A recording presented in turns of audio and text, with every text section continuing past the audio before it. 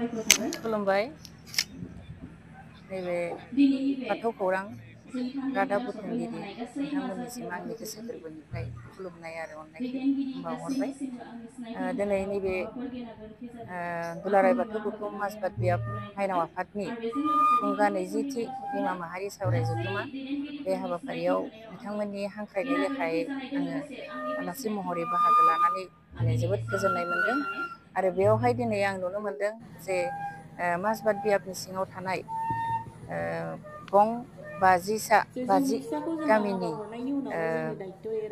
धोरोम सिबियारि माइनाव बिथांमोना बेवहाय बाहागो लाफैनो हादों। आरो बेवहाय आंखौ दिनै आलासि महरै हांख्रायनायजों लोगोसे बिथांमोना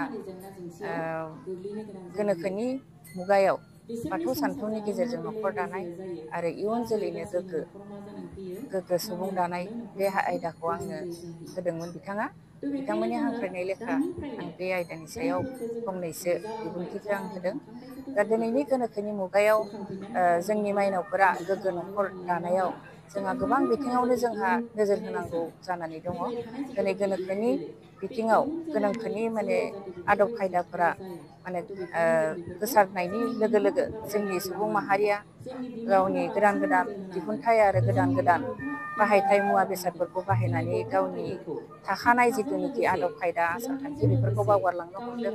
दा बेखायनो बेफोरनिफ्राय जोङो रैखा मोननांगौब्ला जोंनि गावनि गुबै धोरोमनि आसार खान्थि नेमखान्थि बेफोरखौ फालिनायनि गेजेरजोंसो जोङो जोंनि न'खर जोंनि समाजखौ मोनसे गोग्गो न'खर दानो हागोन।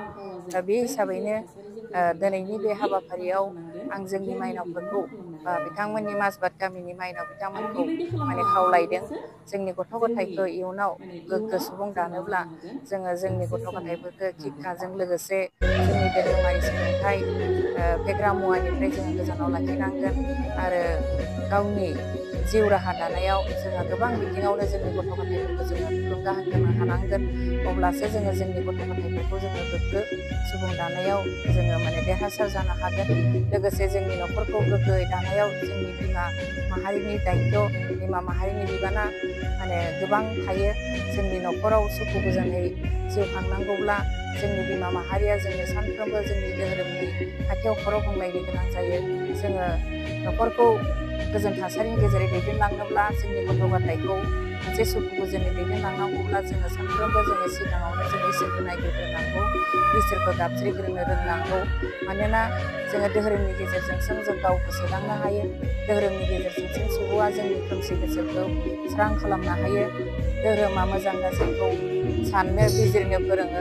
बेखायनो आं दिनैनि नैबे हाबाफारिनि गेजेरजों साफ्रोमबो बिमा माहारिखौ गावनि गथ' गथायखौ लाफानानै सानफ्रोमबो न'खरनि बाथौ थानसालियाव फुंबिलि मोनाबिलि आर'ज आलारि बाथि फोजोंनानै इसोर सोंग्रिनाय हाबाफारिखौ एबा इसोर सोंग्रिनाय हुदाखौ खालामनांगौ होननानै आं बिथांमोनखौ खावलायनाय जादों।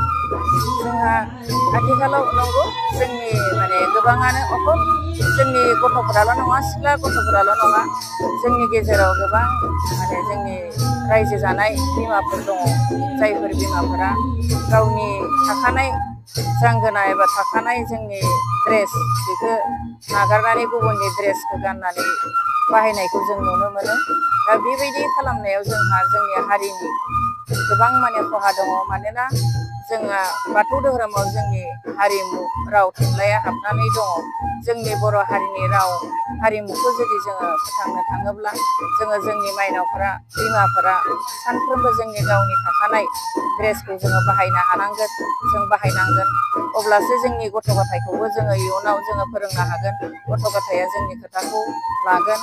बेखायनो आं दिनैनि नैबे हाबाफारिनि गेजेरजों जोंनि गासैबो माइनाव नोंथांमोनखौ खावलायदों जाहाथे नोंथांमोना जोंनि हारिनि सार्थ'आव, धोरोमनि सार्थ'आव जोंनि हिन्जाव माहारिनि मान सन्मानखौ रैखा खालामनानै जाहाथे जोङो गुबुन हारिनि जि जांगोना बे जांगोना बाहायनायनिफ्राय एसे जानगाराव थायो।